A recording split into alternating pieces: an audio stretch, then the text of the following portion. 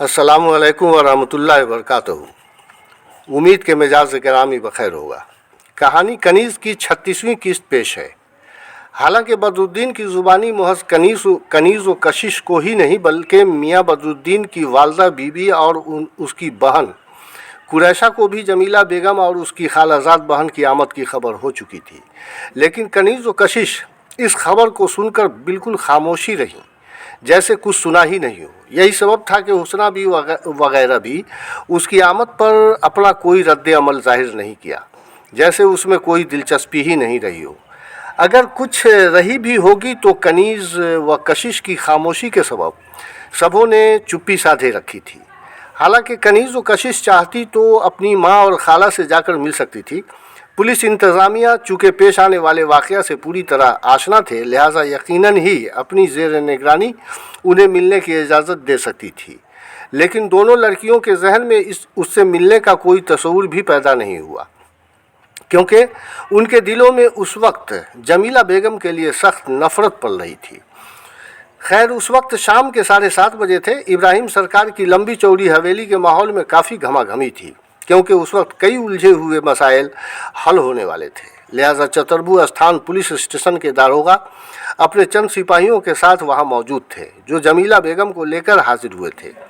SP Digambar Prasad Chaudhary भी अपने बंदूक बुरदार चंद सिपाहियों के साथ हाजिर थे। मौलवी अख्तर हुसैन वकील, मुंशी कामरान अली अहमद, टैक्सी ड्राइवर अफजल अंसारी, मोहल्ला सातपुरा के कई मुअज़्ज़िज़ हज़रात, मियाँ बदरुद्दीन, फार्म हाउस व बरहमपुरा हवेली के तमाम मुलाजमीन व मुलाजमाएँ, कुमारी दीपा थापा और उसके माता पिता, बदरुद्दीन की माँ, बीवी और उसकी बहन कुरैशा, तवाइफ इरफाना बेगम व उसकी दोनों बेटियाँ, सलमा खातून और उनकी दोनों नवासियों के अलावा दर्जनों रिटायर्ड तवाइफें भी हवेली पर डरते डरते चली आई थीं। पूरा सेहन और आंगन लोगों से खचाखच भरा था। सिर्फ एक सेहन में मुख्तलिफ कुर्सियों पर अख्तर हुसैन, एसपी दिगंबर चौधरी, तशकरान के तीनों मामू जान और उनके लड़के लोग मौजूद थे। सबों से थोड़ा अलग हज़रत इब्राहिम सरकार चुस्त पाजामा कुर्ता और शेर की खाल से बना लॉन्ग पेटीबंद कोट पहने फिक्रमंद अंदाज में खामोश बैठे थे। हल्की सर्दी भी थी, ऊपर से उनकी तबीयत भी उस दिन कुछ अलील थी। बहरहाल उसी सेहन के आखिरी किनारे इस्माइल सरकार बैठे थे और उनकी पुश्त की जानिब खुलने वाली खिड़की के करीब कमरे के अंदर उनकी बेगम मसव्वरा खड़ी थीं और पर्दे का थोड़ा सा हिस्सा सरकाकर माहौल का जायज़ा ले रही थी। इब्राहिम सरकार की पुश्त की जानिब वाले कमरे में बेगम इब्राहिम, कनीज़ व कशिश, बदरुद्दीन की माँ, बीवी और उसकी बहन कुरैशा, तशकरान की मेहमान मामियाँ और सभी बहनें जो हालात के मद्देनज़र अब तक रुकी थीं, वो सभी मौजूद थीं। बाकिया सेहन में अनगिनत खातीन व पुलिस वाले मौजूद थे। दिगंबर चौधरी ने मानीखेज निगाहों से इब्राहिम सरकार का चेहरा देखा तो उन्होंने आहिस्तगी से कहा, जमीला को बुला लीजिए। इजाज़त मिलते ही एसपी ने बुलंद लहजे में कहा, मुजरिमा जमीला बेगम को जनाब इब्राहिम सरकार के सामने हाजिर करें इंस्पेक्टर। चुनांचे दारोगा आगे बढ़ा तो उसके ताक़ुब में कमर जहां जमीला को साथ लेकर मुखालिफ सिमत के सेहन से नीचे उतर कर आगे बढ़ी। उस वक्त उन सबों के ताक़ुब में इरफाना बेगम भी थी। पुराने सफ़ेद शलवार जंपर में मलबूस जमीला बेगम सर झुकाए और पेशानी तक दुपट्टा का आंचल गिराए आगे बढ़ी। उस वक्त उसके चेहरे पर उदासी, मायूसी और गमों के गहरे बादल मंडला रहे थे। दूर बैठे इस्माइल की निगाहें जब उस पर पड़ी तो यकायक उन्हें वो मंजर याद आ गया जब जलालपुर हवेली पर उन्होंने अपने वालिदैन और बेगम मसव्वरा के सामने बेरहमी से उसे ज़मीन पर पटक कर लात घूसों की बारिश कर दी थी। उस वाक़या की यादें अब यहाँ उसके चेहरे पर नज़र पड़ी तो शिद्दत अख्तियार कर गई और उन्हें महसूस हुआ कि उनके दिल में एक टीस बेदार होती है। उनका ज़मीर चीख उठा, गौर से देख लो इस्माइल, इसके चेहरे से क्या कुछ आया नहीं है। इसकी बर्बादी के पहले और तनहा जिम्मेदार शख्स तुम हो, वरना ये तवाइफ की ही बेटी क्यों न सही, एक नेक सिफत व पाकबाज लड़की थी। तुम्हारी दस्त नगर बांदी और नौरीन नहीं, इस महतात दोशीज़ा को गलत राह पर डालने वाले पहले फरेबी इंसान तुम हो इस्माइल, सिर्फ तुम। अगर कुछ नहीं तो कम अज़ कम, अगर कुछ नहीं तो कम अज़ कम उनके दिल में उस वक्त उसके लिए बेपनाह हमदर्दी उमड़ आई थी। बहरहाल इस्माइल का दिल पिघलने लगा, आंखें सुर्खी माइल होकर छलकने को बेताब हो उठीं। ताहम उन्होंने जब्त करने की पूरी कोशिश की, आंखों में नमी आने नहीं दी। ऐसे में वही कतरात जो आंखों से बरसने वाले थे नाक के पोरों में आ गए। लिहाजा उन्होंने जल्दी से रूमाल निकाल कर नाक झाड़ा और उसे पोंछते हुए सोचने लगे, पता नहीं अब्बा हुजूर का फैसला क्या होगा। उसी असना इब्राहिम सरकार की रोबीली मगर दबी सी आवाज़ सबों के कान खड़े कर दिए। उन्होंने कहा, मेरा ख्याल है जमीला बेगम कि अब तुम्हारा इंतकाम पूरा हो चुका होगा या मज़ीद कुछ बाकी है। जमीला ने उनकी बातों का कोई जवाब नहीं दिया, बस उनके बिल्कुल करीब सेहन से नीचे आंगन में सर झुकाए खड़ी रही थी और उसकी झुकी हुई आंखें खामोशी के साथ बरस रही थीं। उन्होंने मजीद कहा, सच सच बताओ जमीला के कनीज़ फातिमा अगर वाकई तुम्हारी बेटी है तो इस नेक मिजाज व पाकीज़ा लड़की का बाप कौन है? इस सवाल के जवाब में भी जमीला खामोशी रही। लिहाजा कमर जहां ने कहा, बड़े सरकार ने कनीज़ के मिजाज व किरदार के मद्देनज़र उसे जो इज़्ज़त बख्शी है वो इस काबिल है भी, क्योंकि वो किसी की नाजायज़ औलाद नहीं है। लेकिन अफसोस इस बात का है सरकार अजीम हज़रत इब्राहिम जलालपुरी साहब के जमीला की बर्बादी के ज़िम्मेदार सिर्फ गैर ही नहीं अपने लोग भी रहे हैं। कबल वक्त माफ़ी चाहूँगी और इस जगह उन जनाब का नाम लिए बगैर अर्ज़ करना चाहूँगी कि जमीला की तखरीब की इब्तदा जनाब की क़ुर्बत व झूठे वादे से होकर ख़ुद जमीला की खाला सुगरा बेगम जो मेरी माँ थी और ज़ोहरा बेगम जो इसकी माँ थी उसी की ज़ात पर ख़त्म हुई।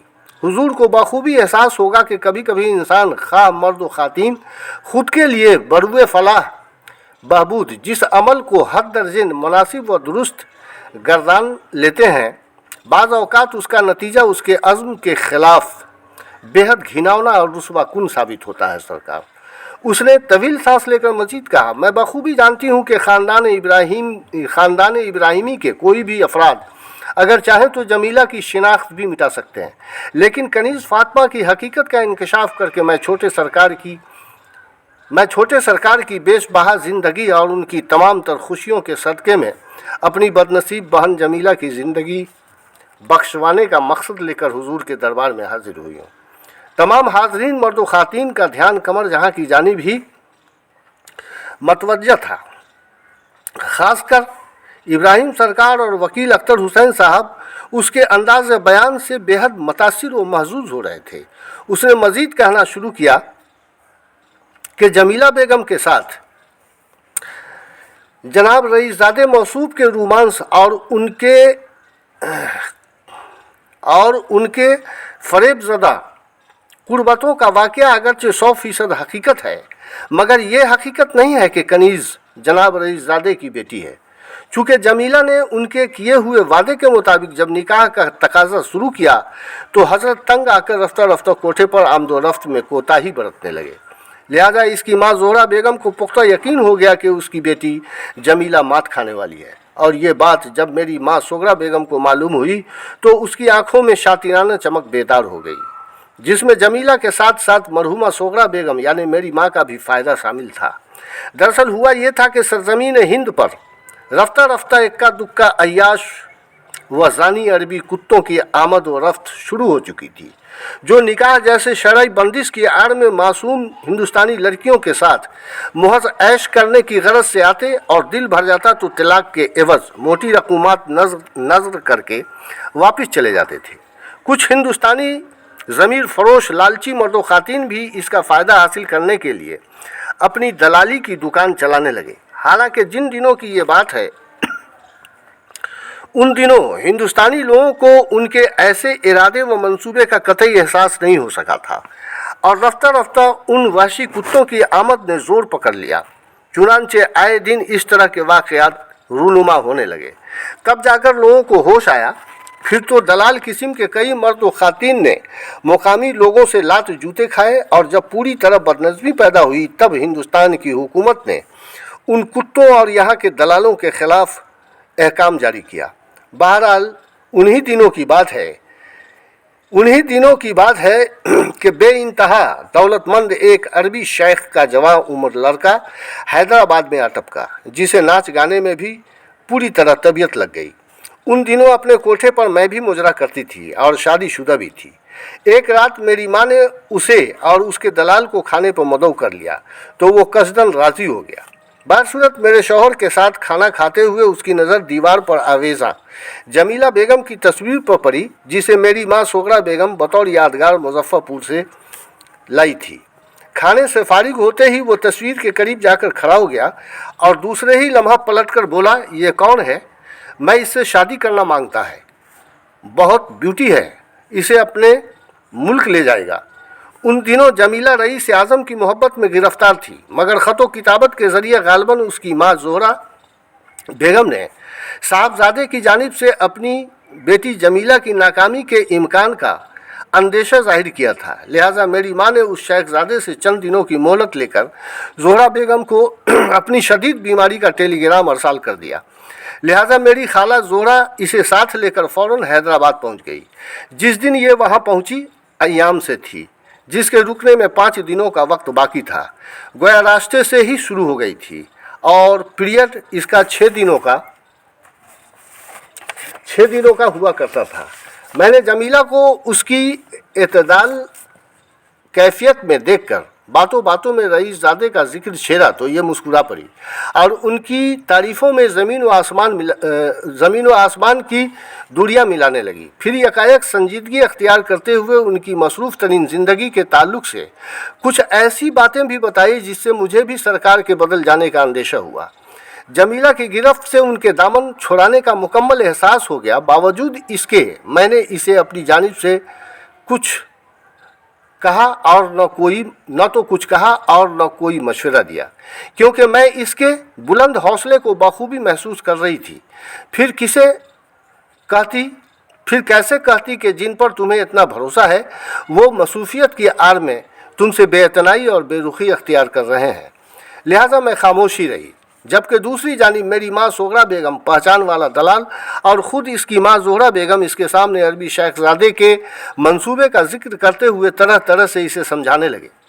चुनांचे उस वक्त रईसजादे की मौजूदा कैफियत और उनकी बेअतनाई के हवाले से भी इसका नज़रिया बदलने की कोशिश की गई, जो 100% सही भी था। लेकिन ये सब बातें सुनकर जमीला ने रोना धोना लगा दिया।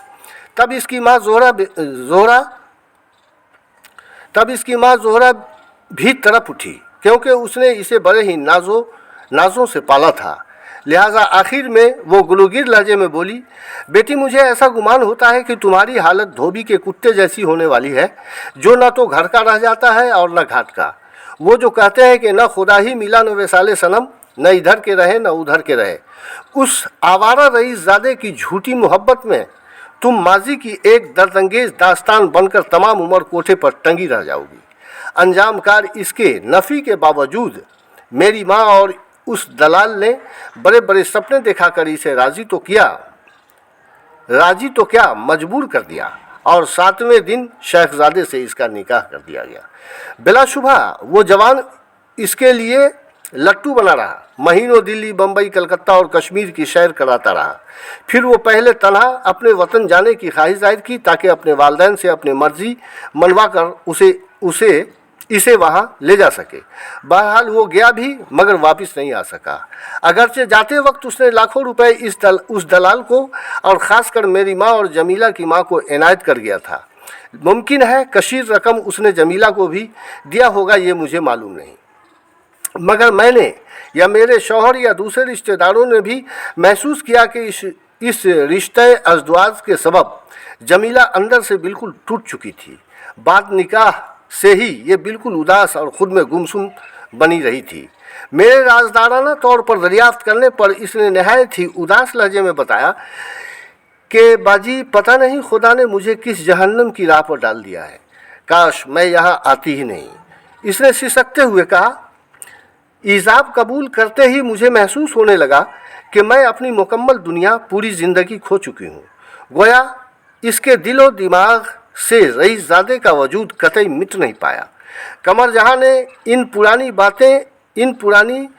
बातों और यादों के साथ अचानक झुरझुरी सी ली तो इब्राहिम सरकार व अख्तर हुसैन साहब ने बेचैनी से कुर्सी पर बैठे बैठे पहलू बदले और बेख्तियार उनकी निगाहें जमीला के झुके हुए चेहरे का जायजा लेने लगी। और कमर जहां ने खनखाते हुए मजीद कहा, गुजरते हुए वक्त के साथ तीसरे माह की इब्तदा में शहजादे की जानिब से जो पैगाम आया वो तलाकनामा और मोहर की 1,51,000 रुपये का डॉक्यूमेंट था। मालूम हुआ कि अरबी शेख अपने बेटे से इस कदर नाराज़ हुआ कि उसे आग कर देने की धमकी तक दे डाली थी। खैर बात आई गई और ख़त्म हो गई, जिसका जमीला को ज़रा बराबर अफसोस नहीं हुआ, बल्कि वो अपनी माँ और खाला पर बहुत सारे तंज़ व तनकीद करती रही। उन दोनों पर जहरीली हंसी हंसती रही, क्योंकि इसके शिकम में कनीज़ की बुनियाद पड़ चुकी थी। वहीं से इसके तेवर भी बदलने लगे। हैदराबाद से वापसी के बाद ये गालवन जलालपुर हवेली पर भी हाजिर हुई थी और अपने शिकम में पल रही जान को रईसजादे का नुत्फ़ा बताकर इनकी ज़िंदगी में दाखिल होने की कोशिश की, मगर इसे मुंह की खाना पड़ी।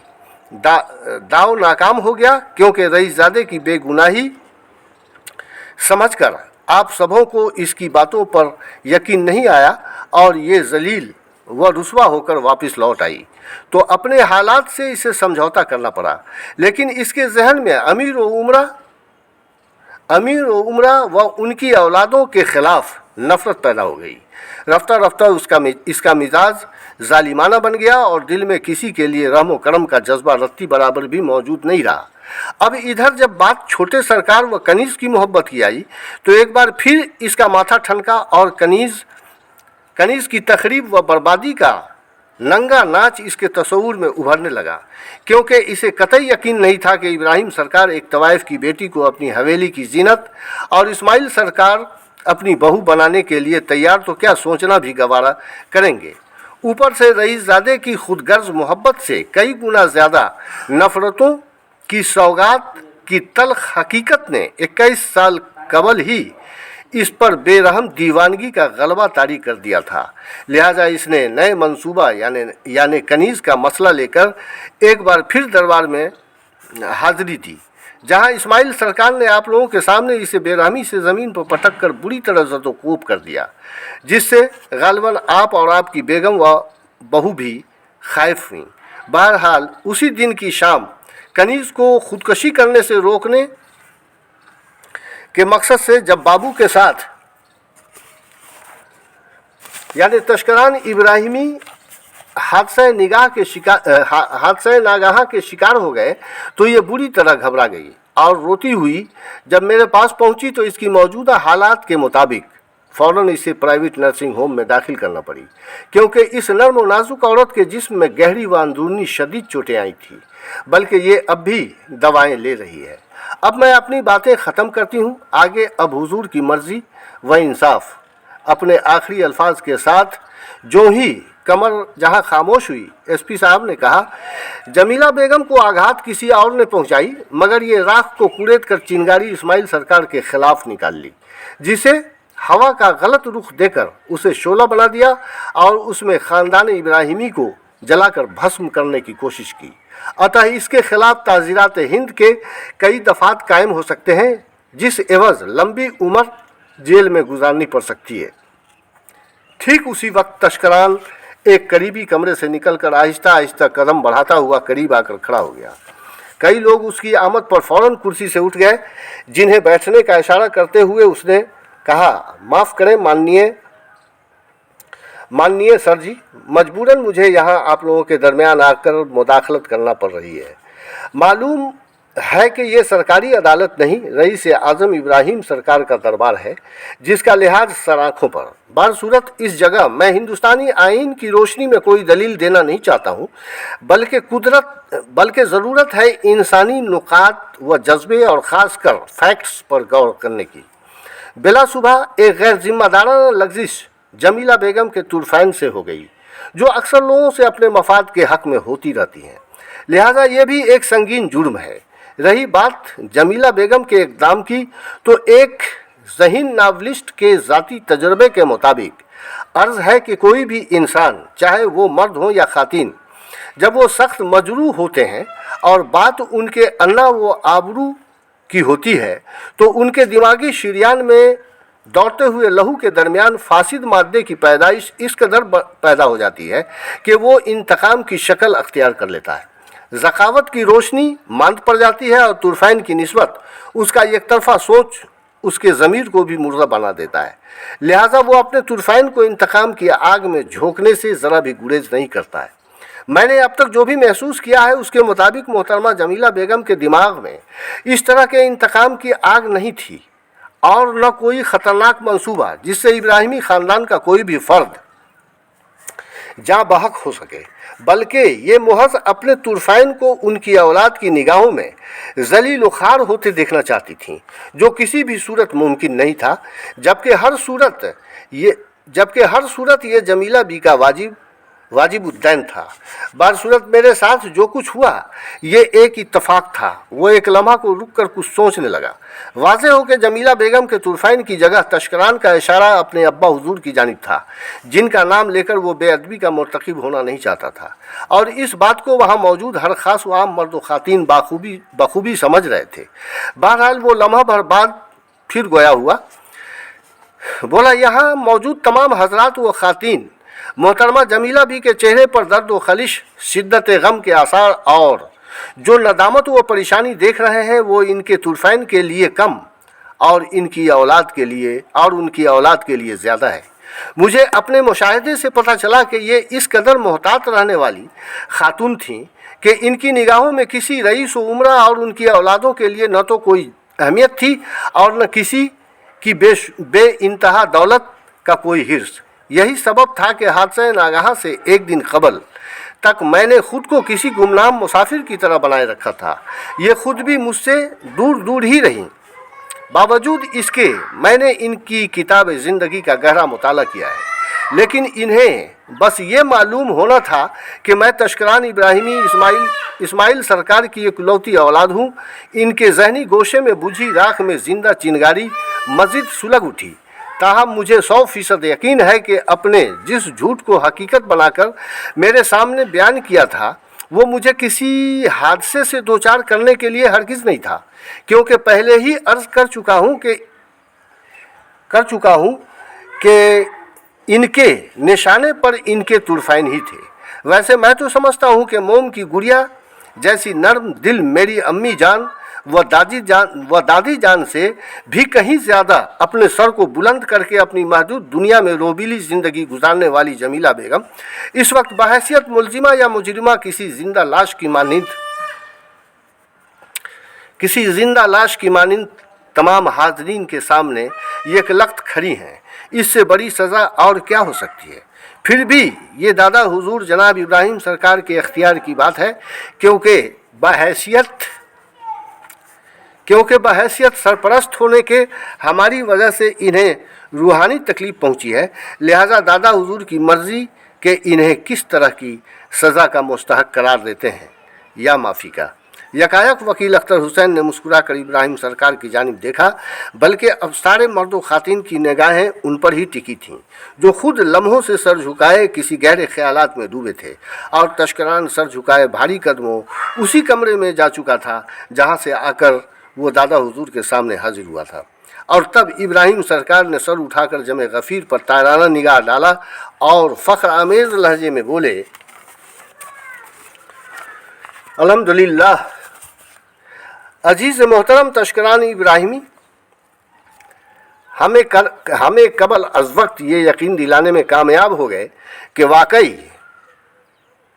वाकई ये अपने परदादा जज इसराफिल जलालपुरी मरहूम के मुकम्मल नक्श पा हैं। इंशाअल्लाह ये मुस्तक़बिल में एक हक़ परस्त अज़ीम मुनसिफ़ के ओहदे पर फायज़ होकर अपने दादा इब्राहिम व दादी साजदा खातून की आरज़ू को यकीनन पूरी कर दिखाएंगे। बहरहाल मुअज़्ज़िज़ हज़रात व ख़ातीन की मौजूदगी में मुसम्मा बीबी कमर जहाँ ने जो बयान दिया है, मैं इब्राहिम जलालपुरी उस बयान से पूरी तरह इत्तफ़ाक़ रखता हूँ, और मेरे काबिल पोते की मुनसिफ़ाना व फ़लसफ़ियाना दलील की रोशनी में हम बीबी जमीला बेगम को सिर्फ माफ़ी नहीं करते हैं, बल्कि चंद दिनों के अंदर नहायत सादगी के साथ शरई अहकामात के मुताबिक जमीला बेगम की मौजूदगी में कनीज़ फातिमा को अपने पोते तशकरान इब्राहिमी इब्ने इस्माइल सरकार की जौजियत में दाखिल करने की जिम्मेदारी को अपने ऊपर आयद फ़र्ज़ अव्वल की हैसियत से पूरी करूँगा। भीड़ के दरमियान लफ्ज़ आमीन की आवाज़ बुलंद हुई और अब जमीला ने चौंक कर निगाहें बुलंद की और अपने सामने बिल्कुल करीब सहन के किनारे बैठे इब्राहिम सरकार के घुटने पर सर रखकर इस तरह सिसकने लगी कि उसके आंसुओं से हजरत के घुटने का चुस्त पाजामा तर हो गया। उन्होंने बैठे ही बैठे अपना हाथ उसके सर पर रख दिया, जबकि दूसरी जानिब कमरे में कनीज़ व कशिश रुख बदल कर दरीचे से बाहर झांकने लगी और उनकी आंखों से बेतहाशा आंसू गिरने लगे, जिसके ज़रिए अपनी बदनसीब माँ और खाला के ख़िलाफ़ जमा गुबार सूरत से धुलने लगा था। वहाँ मौजूद सभी लोग बेहद खुश थे, क्योंकि सबों को जो खदशा और खौफ व दहशत था वो दूर हो चुका था। फ़ख्र की बात यह थी कि अदल के बेताज बादशाह कहलाने वाले इब्राहिम सरकार अपने अजीम किरदार और बुलंद मर्तबे के लिहाज से अब तक अल्लाह के सिवा किसी के सामने सरनगू नहीं हुए थे। लेकिन उस दिन जमीला के इमोशनल हालात ने उन्हें मोम की तरफ पिघला दिया था और उनके इंसाफ के तकाज़ों ने उन्हें उस मामूली तवाइफ़ की बेबस आरज़ू के सामने झुकने पर मजबूर कर दिया था, जिस पर ज़माने वालों ने बेहद फ़ख्र महसूस किया था। इस्माइल सरकार जो पशेमान नज़र आ रहे थे उठकर बाहर जाने लगे तो इब्राहिम सरकार भी कुर्सी से उठे और तमाम खास व आम मर्दों के साथ उनके ताक़ुब में बढ़ने लगे थे। बाहर दरवाजे के गोडाउन में हवेली पर मौजूद हर ख़ास व आम मर्द व ख़ातीन के लिए बावर्ची रात का खाना बना रहा था, जिसकी लज्जत बख्श तेज़ खुशबुएँ हर तरफ फैल रही थी। बहरहाल यहाँ कहानी कनीज़ की 36वीं किस्त मुकम्मल हुई। बाकी आइंदा इंशाअल्लाह रहमान। अस्सलामु अलैकुम।